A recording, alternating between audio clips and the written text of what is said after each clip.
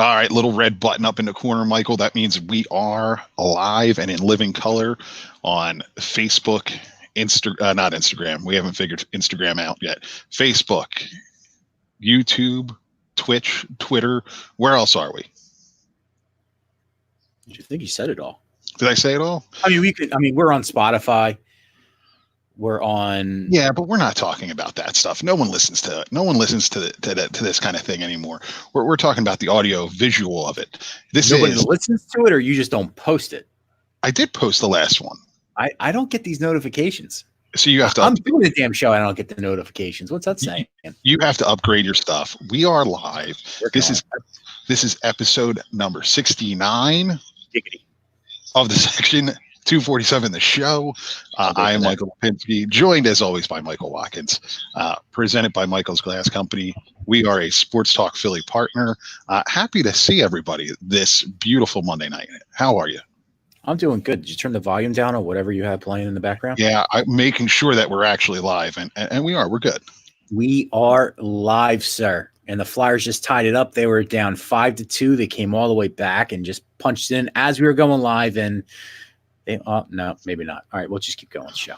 Yeah, so this is what's going to make this a little bit entertaining is that Michael is actually watching this show as we're doing this. He has the Flyers on in the background. So he's going to probably do some random yelling, random screaming. If you're watching this with us, hey, share it with a friend. Hop in on the comments. Say hello. We want to say hi to everybody tonight. Yeah, that's the biggest thing. Share it. You know, I don't know how Facebook works. Some people do, like yourself out there watching. Please share it with everybody and tell them to come into our room so they can write comments and say hello, bust their balls, tell her we say stuff wrong. I mean, we can't always let Michael's sisters do that. We need other people like you to do that. Yeah, absolutely. We want to talk to the audience. We want to say hello to everybody. We want to interact. Sports entertainment, get off our lawn. It's a whole bunch of different stuff this week, you know. So, Michael, I'm going to get right to it. You said to me today, and I have to get my tin hat. We're not going to start with the Eagles. The NFL is fixed. It's fixed. Okay, go ahead. I believe it's fixed. Well, it brought up an interesting point, and there's a guy I follow on Twitter. Yeah, keep drinking, stay hot, Watts. That said the NFL is rigged since this is the 100th NFL season. That they want one of the original members of the NFL, AFL, meaning the Packers and the Chiefs, to be in the Super Bowl. And so far, it's down that road. So yes, I think the NFL is rigged. It has nothing to do with the fact that they're two of the best teams in the league. I mean, hey, look, it was a fun tweet. It kind of made you think because I love conspiracies. No, because there's people out there that actually believe this, that actually believe that this thing is rigged, and that's scary. Yeah, it is scary because he did have a thread underneath his point and everybody joining in and saying that you are right. It is rigged. Look, the NFL, just like any other major sports organization around the world, soccer, baseball, hockey, friggin' cricket, for all we know, is corrupt to some degree. But the fact that it actually is rigged, there's no way you can actually do that. If it was rigged, then the very early on the Seahawks-Packers game last night when Hollister fumbled, I think it was on the opening possession, the Packers would have called it a fumble and the Packers would have got the ball. What's up, Zach from Facebook? Well, Zach, how are you? So, yeah, you're right. And there's a lot of people that are saying that the spot was wrong and that was fixed. By the way, that spot was beautiful. Great job by the officials on there. I was going to wear my striped shirt just to show solidarity. Speaking of spots, this is not even has anything to do with the game, but I believe it was a college game. You saw the center come up and literally move the ball on a short yardage situation a good 2 yards. Did you see that? It's like it's a short mean. I didn't see it, but look, you're allowed to move the ball a little bit. He moved the ball. It was like LeBron James not dribbling the ball. That's how obvious it was. I wasn't there. I don't know. But, getting back to the Packers-Seahawks game, I'm sorry. Yeah, Packers Seahawks game was, or the NFL is the NFL rigged, the NFL playoffs rigged. Thank God you really don't have your tinfoil hat on, and you were really going down that route, and you're just messing around. Because there's people out there that are really believe it. Next thing you know, it's because it's on the internet. It has to be true, right?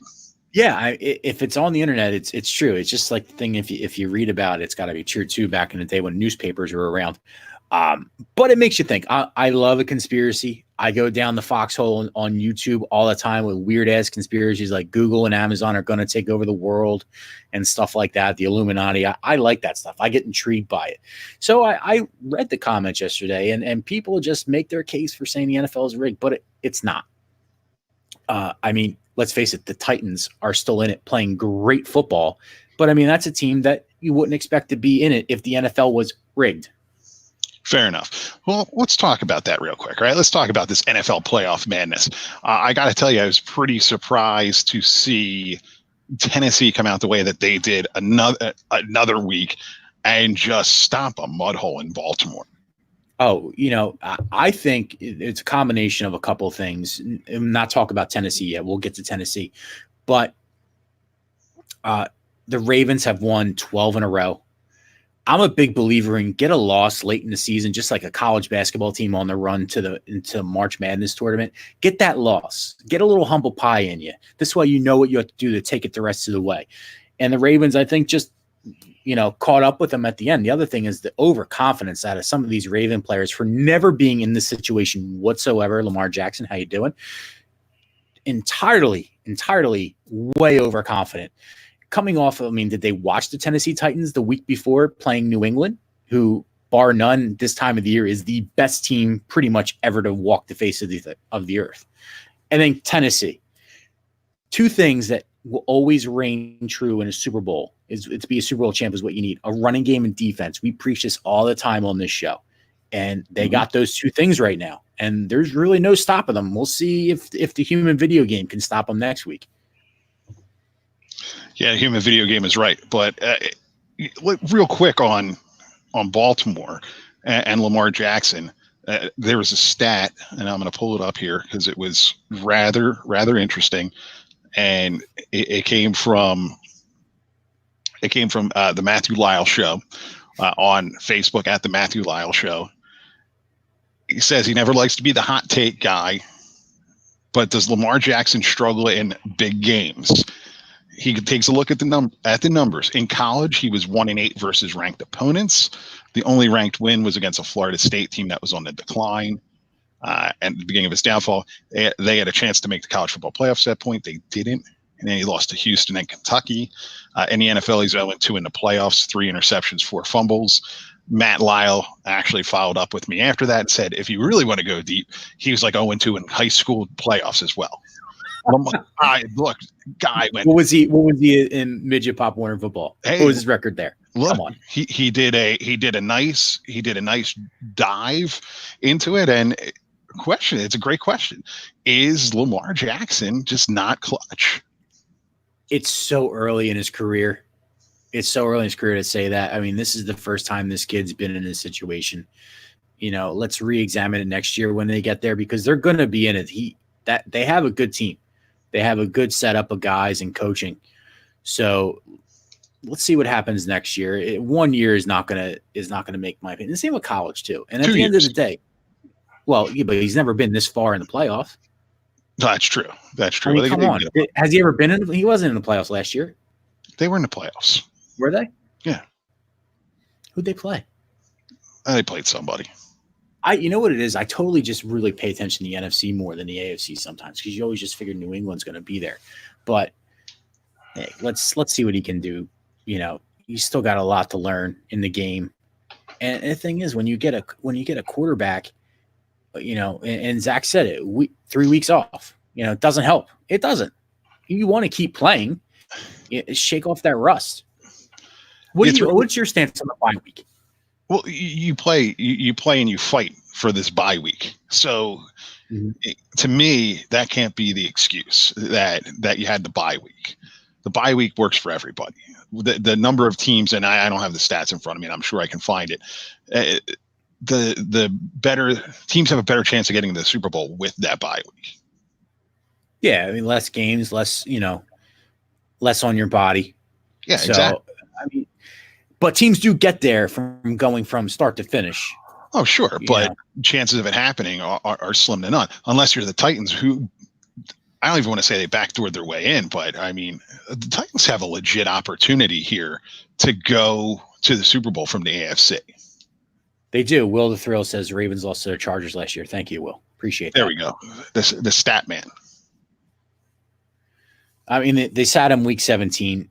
Yeah, that's what you do. I mean, the Eagles won a Super Bowl with everybody's resting in week 17 against the Cowboys. They lost 6-0. It was the worst game ever watched. The Eagles. I wouldn't go that far, but I've seen a lot. I've seen a lot. 6-0. It was 1 degree outside. Yeah, I went to that Reggie White game. Remember that? That's right. Yeah, that was 44. What was that? 44-0? I don't know. I left and it was awful. Sean Alexander was still running up and down the field. Yeah. But anyway, all right. So Titans, Derrick Henry is just a beast. He's a man possessed right now. And then you have Ryan Tannehill. It's just the resurgence of Ryan Tannehill, the renaissance of Ryan Tannehill, who's going to get paid next year for what he's doing with this team. Came in for a bench Marcus Mariota. Will he ever see the playing field again as a starting QB? Well, we're going to get as a starting quarterback now, nor should he. But as a backup, we're going to get to that a little bit later because we're going to talk about the Philadelphia Eagles, and that is a name that I want to bring up. Might need a backup quarterback and would probably fit good in this system. He would fit good in this system. He's never going to see the playing field again. But let's switch this a little bit. Let's go to this next question, and I want to ask you because it's been a debate all over Sports Talk Radio, Twitter, Facebook, wherever. By the way, you can follow the show. See right down there on all social media platforms. Just search at SEC 247 show. Scrolling. See that? It's scrolling. Is this Andy? It's a ticker. They said. Is this Andy Reid's year? I think we've said this now we talked about this last year too. And I think the general consensus was, we won our Super Bowl, so now you're allowed to win yours. I think that's what it is. Yeah. He's got a shot this year. I mean, he's got a real good shot. They were down 24-0. The evil empire is out. They were down 24-0. That was I turned that game on late because we were out. Came home, turned it on. It was 14-0, about to be 21-0. And I was like, typical Andy Reid in the playoffs. Mm-hmm. And then they went for it. They were going to go for but Houston was going to go for it on that 4th and 1. And they couldn't get the right personnel and had to call a timeout, which they used their second one in that first half, and they had to kick a field goal off 24-0. And literally looked at my wife and I said, I would laugh my ass off if Kansas City came back. And sure enough, 3.5 minutes in game time later, they were winning. Unbelievable. They were winning, and that's the first time go ahead. They were winning, and they weren't what? And they weren't letting it go. It wasn't even a game at that point. Once they took the lead, there was no shot whatsoever that Houston was coming back. What was it, like 37 unanswered points before Houston finally scored again? I think it was 41. 41. All right. And you're just a math guy today, aren't you? Yeah, I don't know what's going on. Too much coffee that I had earlier today. What that means, I'm going to have to leave in a few minutes to go to the bathroom. I'm torn here, right? This is Andy's year. I hope it's Andy's year, but it's going to bring us to the next question. Mm-hmm. Should Eagles fans root for the Chiefs? There's a big push for that too, to root for the Chiefs. And I don't know. I mean, it's a tough question because I like stories like Tennessee. I like this kind of story where they battled to get in and they battled really good teams to get to where they are into the NFC Championship game. But I would like to see Andy Reid win. Andy was here for a long time. He's the most winningest coach in Eagles history. It's a tough one, but yeah, I think I would root for the Chiefs.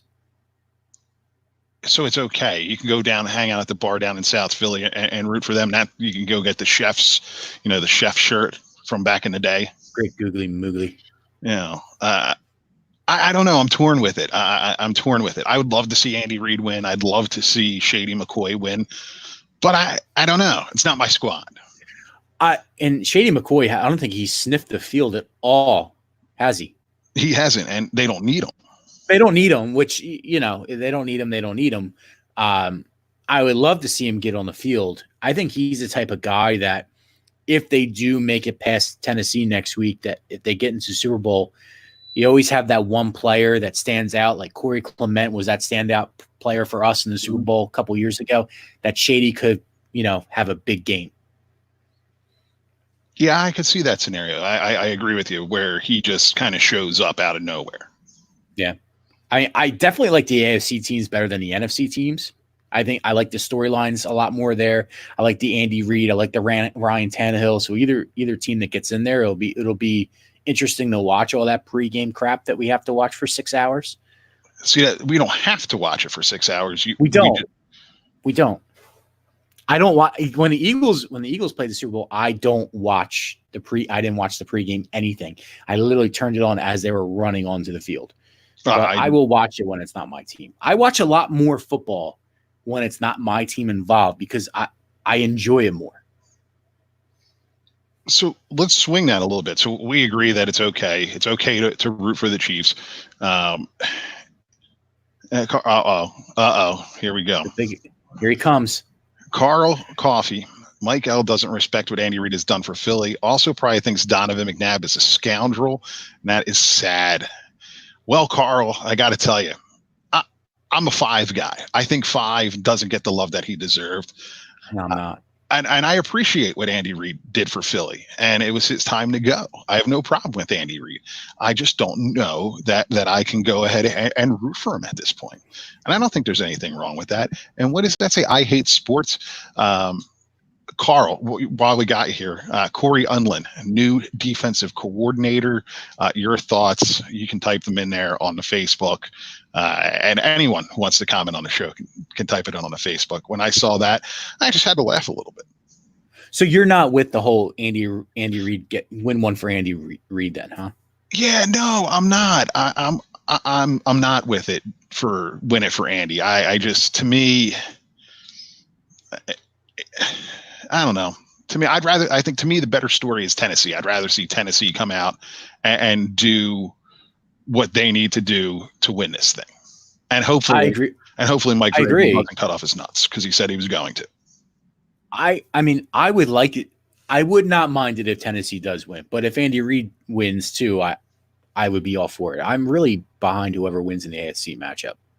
Yeah, I mean, I'm not going to be upset if Andy Reid goes out and wins this thing, but at the same time, it's not, there's people that if the Andy Reid wins this, it's kind of like the Craig Berube thing with the Flyers, right? Or what are we going to have a parade down Broad Street because St. Louis won the Cup a year ago? It's kind of going back to that same thing.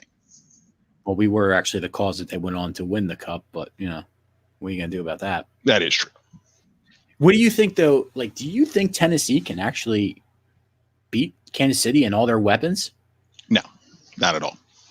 Now, you saw what you saw Tennessee do was pretty damn impressive, and I don't know that anybody can stop them. That's borderline. It's like a college offense right there, just putting up points left and right.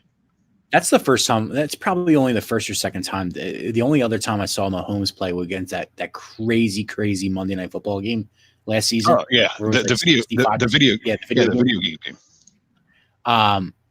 He just does so much stuff that it's hard. You have a spy on him, but you really can't spy on him because he can throw.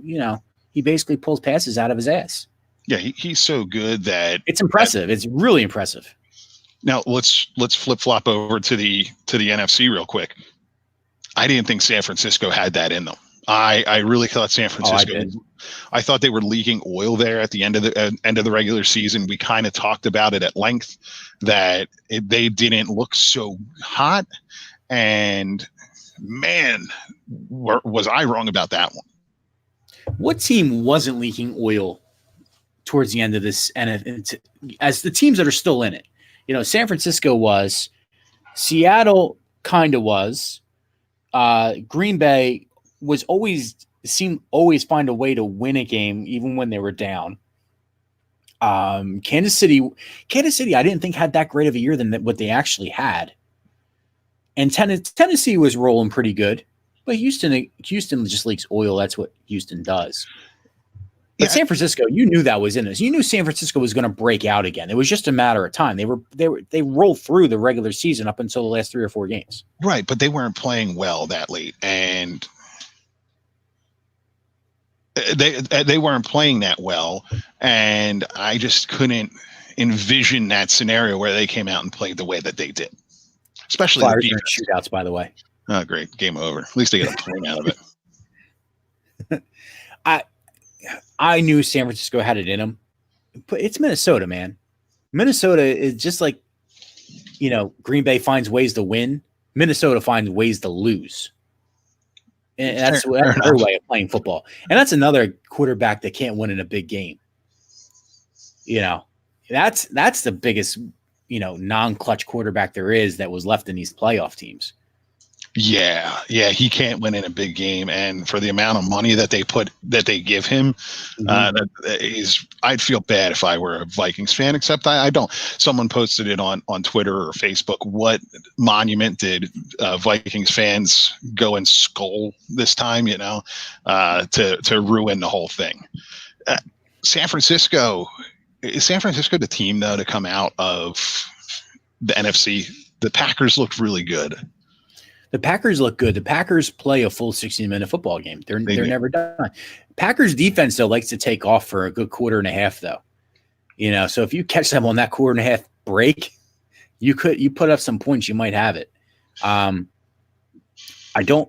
like San Francisco. I think San Francisco is in the Super Bowl. I think San Francisco and Kansas City are in the Super Bowl come 3 weeks from now.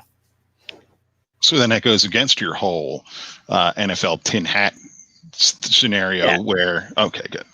Yeah, I mean it's bullshit, but it's still entertaining. It's still intriguing. I like good conspiracy theory once in a while. I watch 9/11 ones all the time. Well, yeah, but that stuff's different. That's the stuff that keeps you up at night. But that's the same thing. I mean, let's look at it. Hey, look, if Tim Donaghy can throw games in the NBA, it can be done anywhere by anybody, including Roger Goodell. Okay, fair enough. Well, let's move on. We're going to segue to the Eagles here in a second, but here we go. If Zach's chiming in here, if the Packers O-line can slow down the pass rush, they win. Yeah, the pass rush from the Niners and Bosa was super, super impressive. They're a good team, and they have the right quarterback right now. How are the Flyers doing? Claude Giroux just hit one off the post and the crossbar off a beautiful move. It's going into it's in round 2 right now. The shootout. So nobody scored a goal yet. So not very well. Now, usually if right. Claude doesn't put one in the net, it's going to be an issue. They're actually looking at it upstairs now. I think going. You mean the underrated Claude Giroux?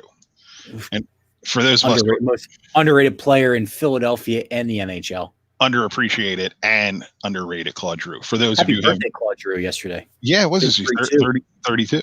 For those of you who don't know what we're talking about, it was on our Twitter and Instagram at SEC247 show. NBC Sports put out a little stat about points in the last decade, and Claude Giroux was, I think, number 4. Number 4. He was the only one that didn't have a Stanley Cup, though. Which people love to crap on.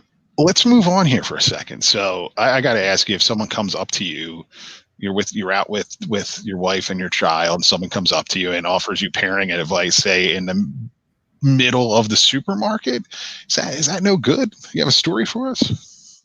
Yeah. So it wasn't me. It was my wife was food shopping with my son, and she was doing something.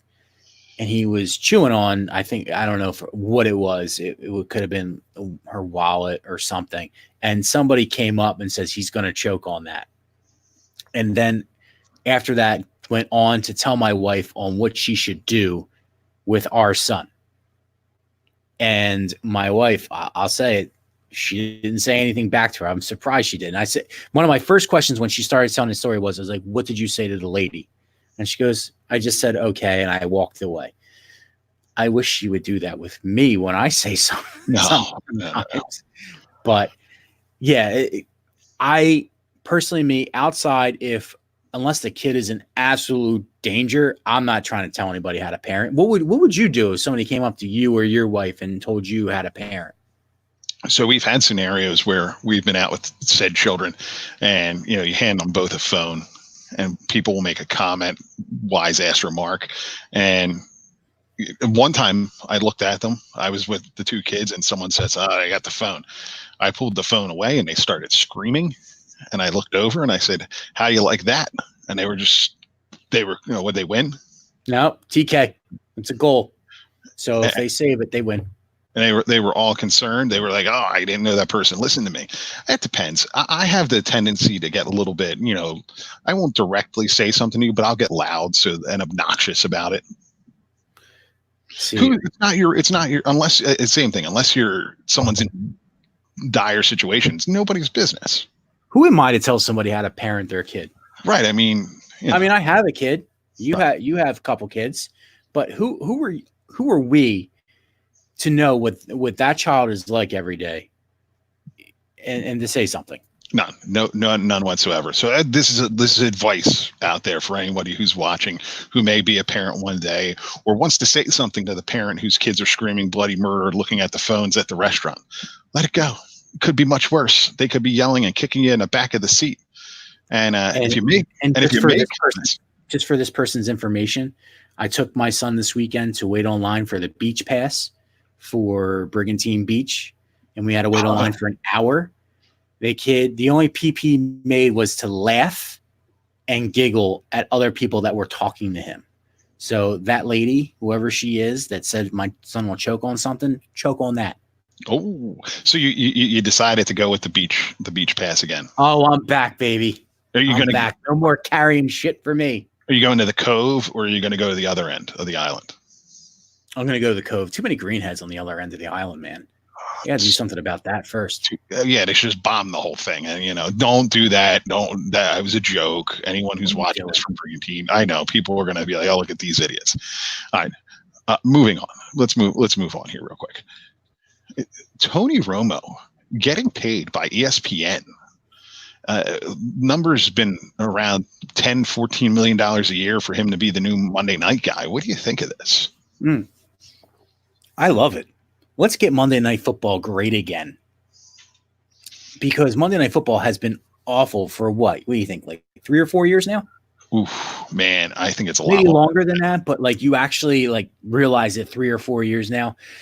I like Tony, just like Troy Aikman. I like Tony Romo calling games.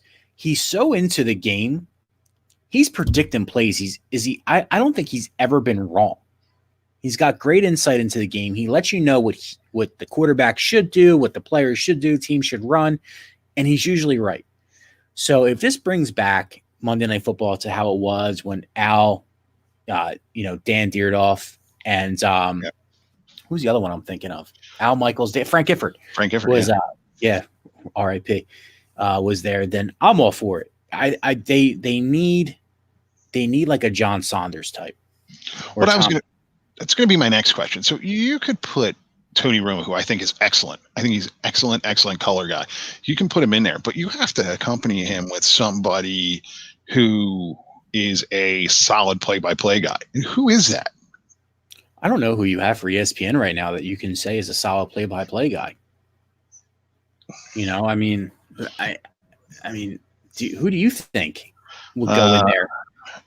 I don't know. I mean, you're not. Anybody out there want to chime in with that one? Who would be a solid play-by-play guy for ESPN Monday Night Football if you have Tony Romo on the other side of the booth there?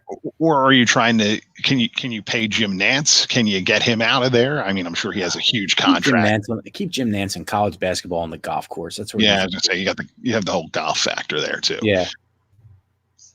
I don't know. I mean, Al Michaels to me is the only one that comes to mind as the play-by-play guy that I like to hear.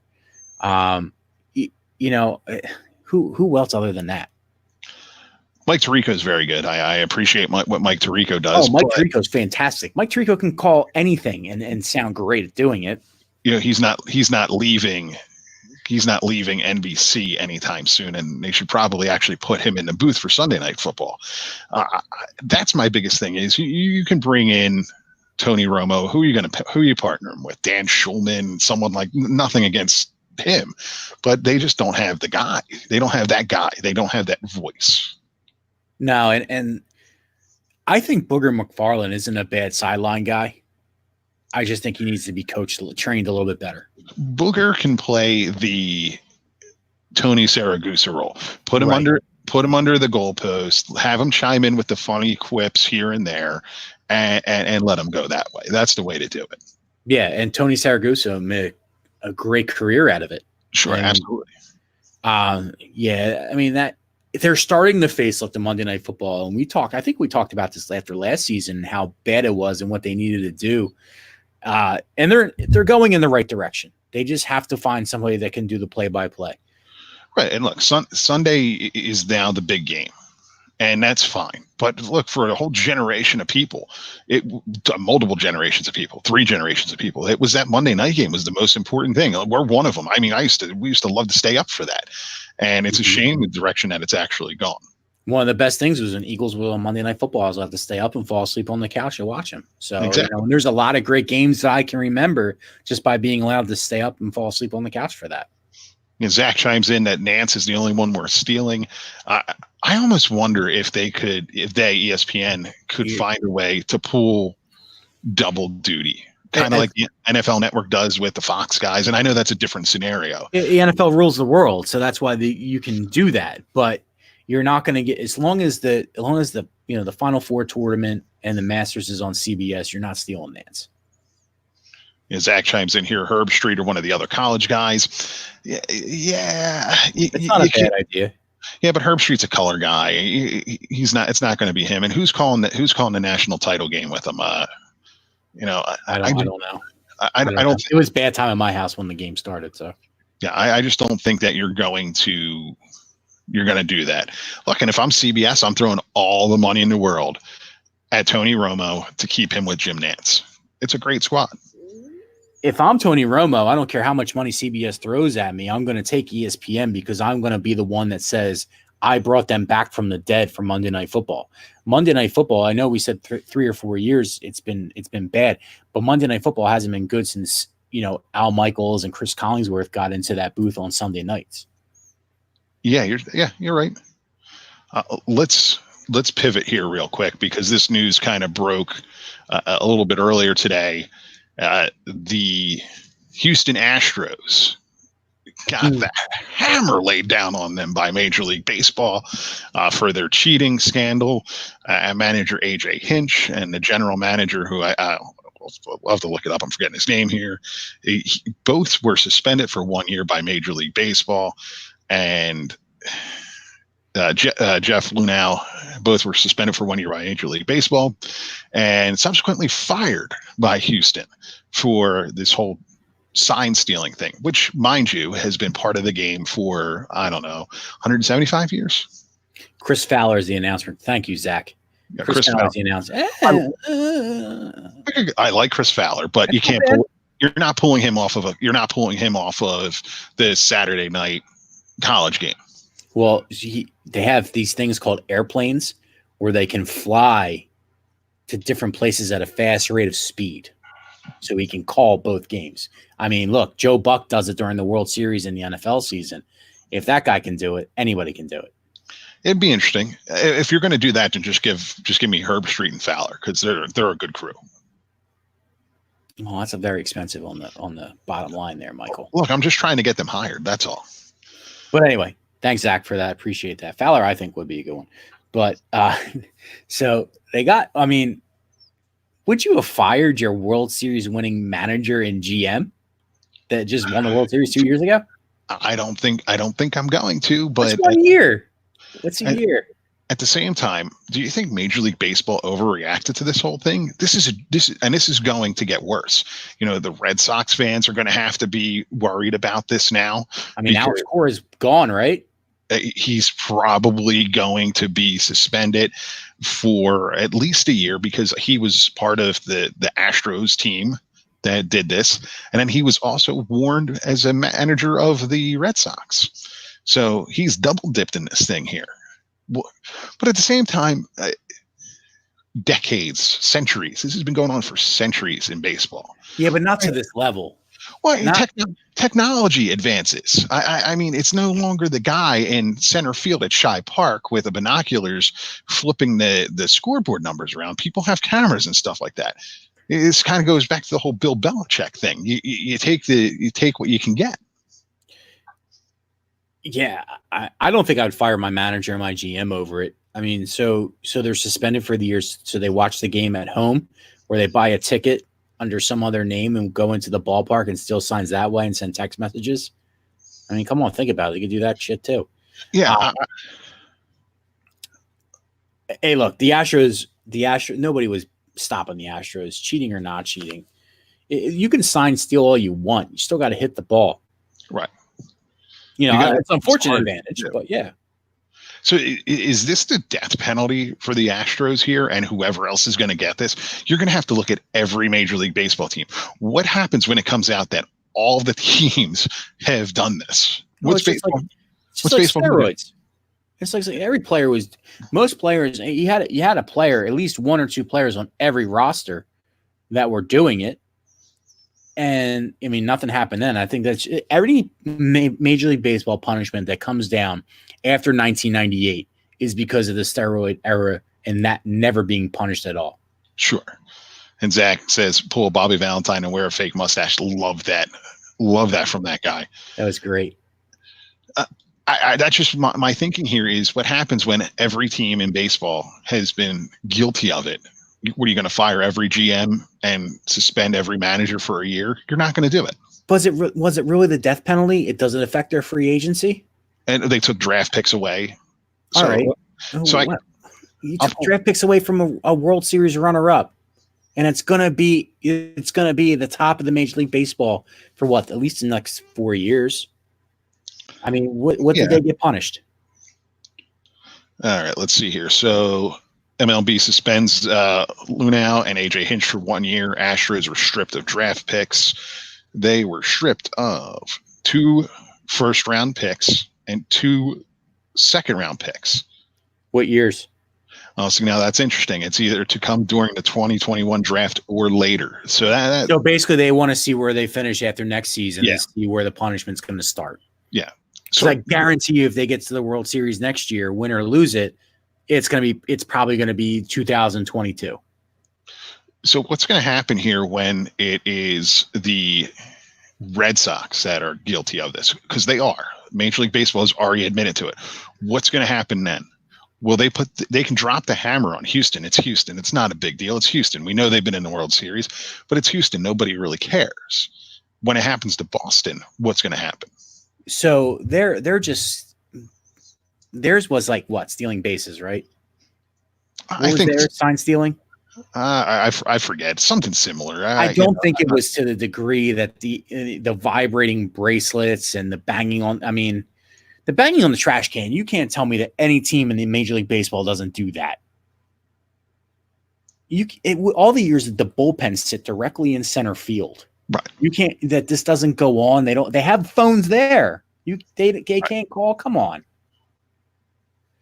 But I mean, hey, Alex Cora's got to worry about his job right now if that's the case. Yeah, I wonder if you're Boston, do you get out ahead of this thing and fire them? And Zach chimes in, same suspensions. You can't suspend 32 managers and 32 general managers throughout baseball for this. This is craziness. It's going to be a bunch of scabs playing the game. They've set a precedent baseball has set a precedent that they can't follow up on. Yeah. We had to bring that up since that just happened. But I want to bring something else up. And we're not just sports here. So people who are like, what are these idiots talking about? We're not just sports. I saw on a story, I think it was Google, might have been on TMZ, that NBC is launching their own streaming service. They're calling it Peacock. And yeah, I knew you would like that. So they're calling it Peacock. And one of the things that they're doing, like everybody else, is bringing back all these old shows for revivals. And guess what? They're bringing back Saved by the Bell. Saved by the Bell is coming back, and most of the cast is going to be back. I was very ecstatic to hear that because I love me some Kelly Kapowski. first ever crush. Giggity. Zach Morris is the governor of the state of California in this new Saved by the Bell. What? Yeah. What? All right. So let me ask you. Just let it go. So he's the governor of California, but it's based upon a high school. 30 years later, what were they? What? They were the class of what, 1992? So 40 years, 30 years. I don't know. Can't we just leave this stuff be and let it be? The interesting part is, as far as Mark Paul Gosselaar is a really good actor. Franklin and Bash was a great show for a couple of years. I enjoyed that. But if I remember correctly, and I'm not 100% on this, is that he was on a podcast saying that character is done. He wants to do other stuff and grow as an actor more. And if he had to rely on that, he just wouldn't be an actor. He would say game over. I'm pretty sure that's paraphrasing what he said. I guess money talks. Money talks. But Bad Boys is coming back out this weekend. Thursday. Thursday. I saw that.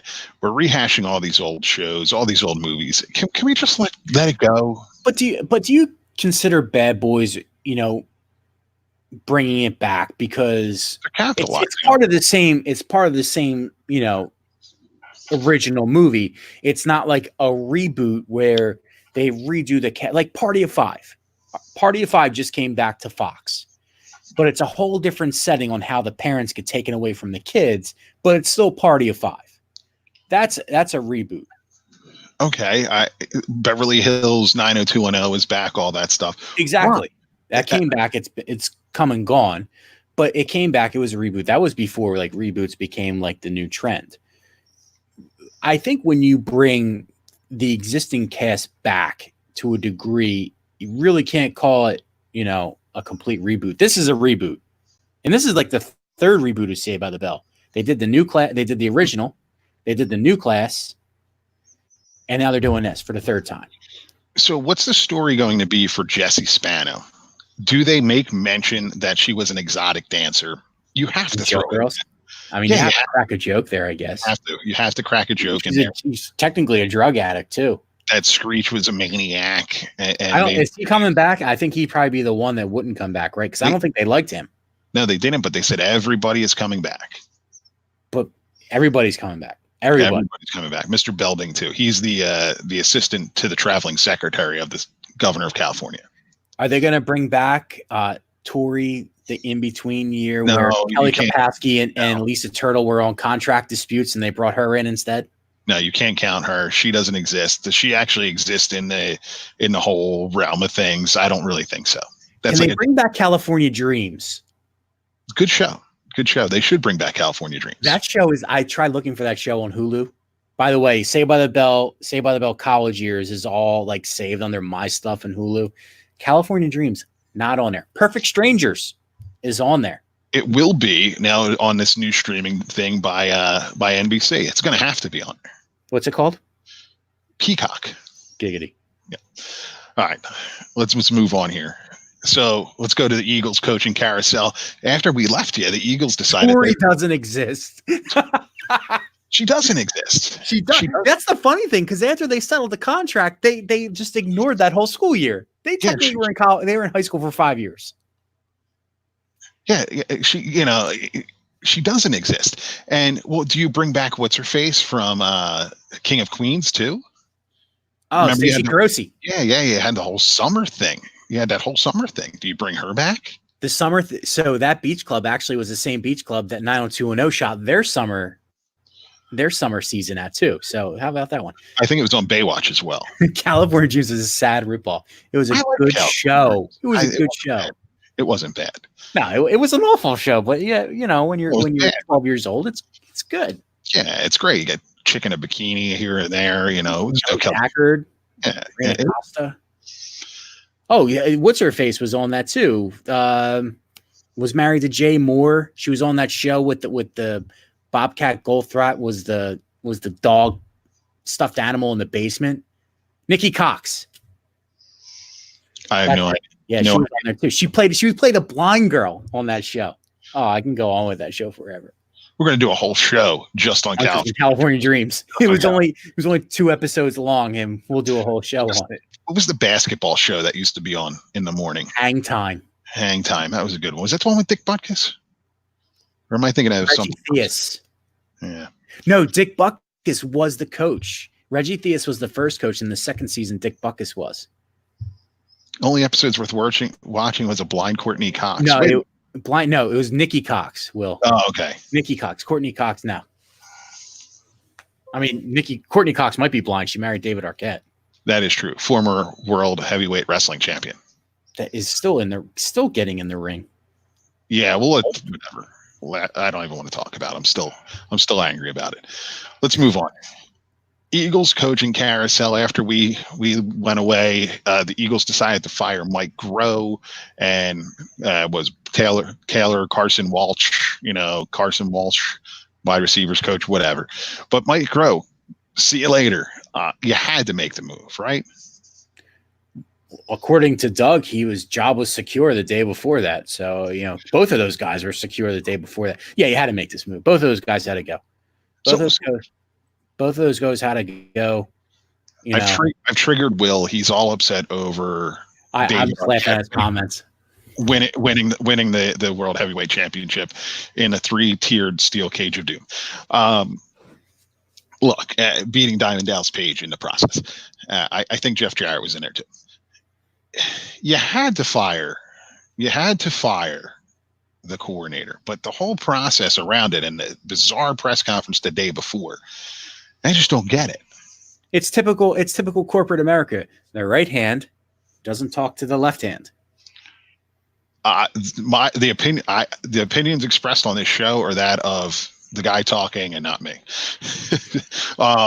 Yeah, I mean, this clearly came down from Jeffrey Lurie, and that's fine. And it's fine. It had to be done, but it really makes Doug look like he doesn't know what's going on. Can I ask a question first? How it came down from Jeffrey Lurie. Do you think V.I. Warshawski knows what it takes for an offensive coordinator and quarterbacks coach? Do you actually believe that it came from him? No. No, I believe that it did come from him. I mean, who else is going to make that move?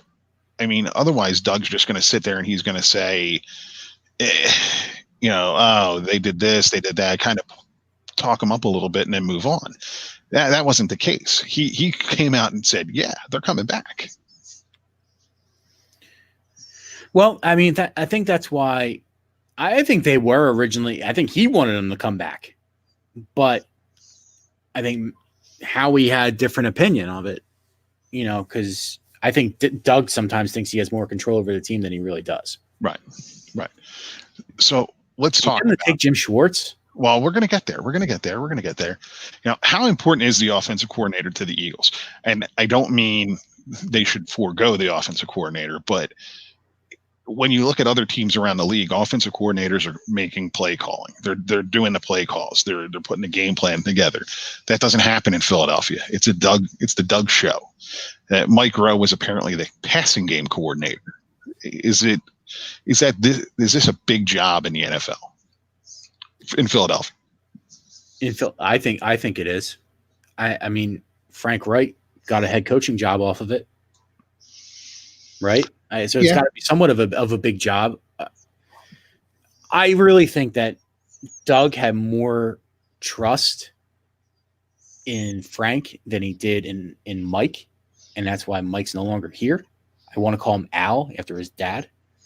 But yeah, it's an important job. I mean, come on. I just think it's funny that Deuce Staley's been the running backs coach for 100 years and hasn't been considered for any other job in this league. That's where I don't get. See, and it's a shame because I think Deuce Staley is going to have to go. Some people want him promoted, and I don't think that the Eagles are willing to promote him. No, you don't want to. Don't promote him because I think that he needs to go somewhere else to be successful. That's the reason why he got the assistant head coaching title last year. To improve his resume, to draw the head coaching jobs, because he's done what he's done for so long that he can take that step over in a coordinator position to get to that head coaching spot. I agree with you. I I think think it's that's what time. he wants too. It's time for Deuce to spread his wings and go Mhm. somewhere else and prove himself so that he can get that job. So you brought up familiarity, and we could go through a whole list of guys: Jim Caldwell's, the Pat Shermers, who apparently Pat Shermer is going to go to Denver and he's going to get hired as the coordinator.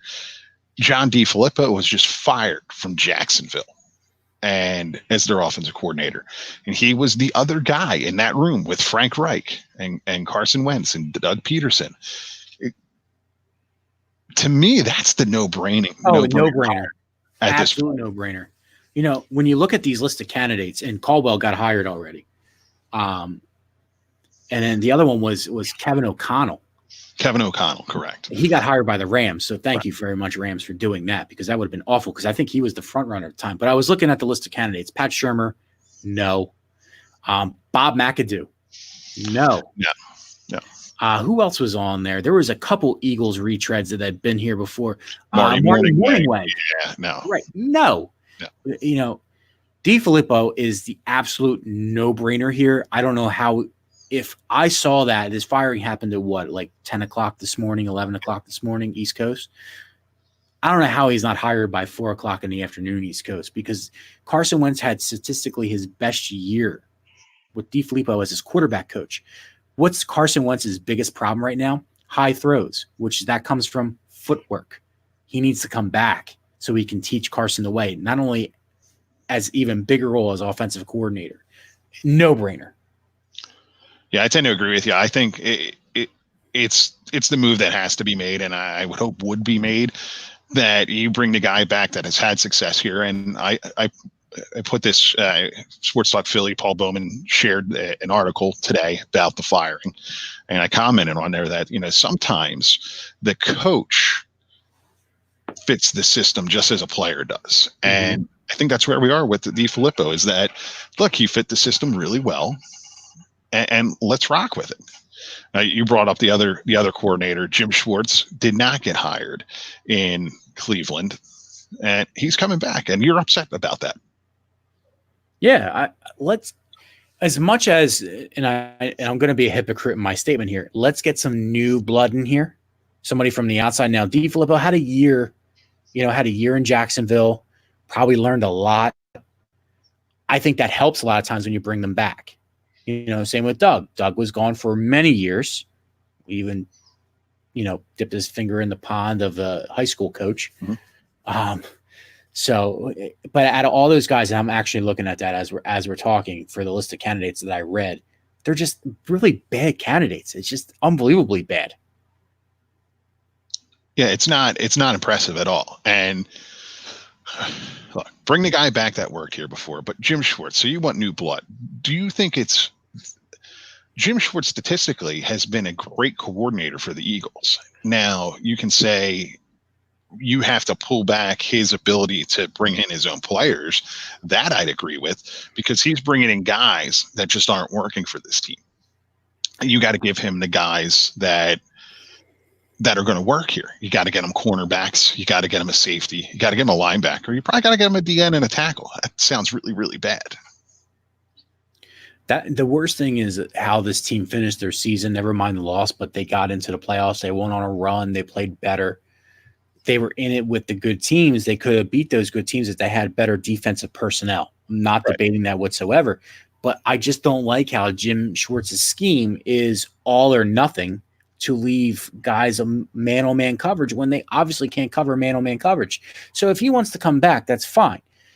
But if I'm Jim Schwartz and I know that my personnel sucks, I'm going to Doug and Howie saying, look, this is a defense I want to run. This is who you need to get me so I can run that defense and we will be successful. And if you're not successful, then I got to go. You know, I'll fire myself. Right. I have no problem with Jim Schwartz coming back at this juncture. I think it's okay for the team. Now it's up to Howie, it's up to Doug, it's up to Jeffrey Lurie to make sure that you're getting him the guys that he needs to be successful. I'm looking at this list of candidates. All right. We already talked about Pat Shermer. We talked about Deuce. What about Jay Gruden? That's an interesting one. He was always successful as an offensive guy. I mean, you know, why not? But Will he butt heads? I don't know. It's hard when you take a coach that's been a head coach for the seasons that he's been, and Jason Garrett's on this list too. No. Can they make that transition? Like Wade Phillips has been very successful as making that transition back from head coach to now a defensive coordinator. Well, no longer with the Rams, but he made that transition, 10, 15 years ago. I think it'll be a couple years before Jason Garrett and Jay Gruden can accept an offensive coordinator role of some sort to get back to that level. No, I agree with you. Zach chimes in here. Do we fire the medical staff again this year? Something's got to give there. I mean, it's just not. It's not good. Again, so many injuries. Some of them freakish as they may, but some of these injuries are just. At what point, even though they're freak injuries, can you say these can be prevented? It's the hamstring pulls, the strains, and all that stuff is where you say what's going on with the training. I would agree with you. Zach also chimes in. Deuce to go to Jacksonville now that Flip is out. That's an interesting one for him. If I were Deuce Staley, though, I got to pick a place where I think that I can be successful, super, super successful, because he's a head coach in waiting, and it's going to be sooner rather than later. And you could go and sink in Jacksonville. You can. I mean, look, DeFilippo was out in one season. Right, exactly. Maybe Deuce ends up in a place like Cleveland now that they have their head coach Kevin Stefanski, who's a local guy. But McDaniels you think McDaniels went in there and just said, "I'm just gonna just say I want everything," and if they say yes, oh crap, they actually said yes. Yeah, I'd agree. I would think that's how it went down. Yeah, Minshew is not good, Zach. He's not good at all. Fournette is good. When he wants to be good. Minshew, not so much. I'm a big fan of the backup quarterback in Jacksonville.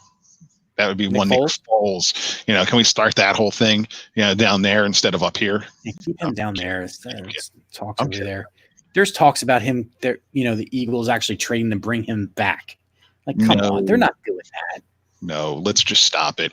We can get into the whole backup quarterback thing at another time. But I'm going to bring this up to you, and we'll put it out to the people here. Coming up, Michael, in a couple weeks is the WWE Royal Rumble.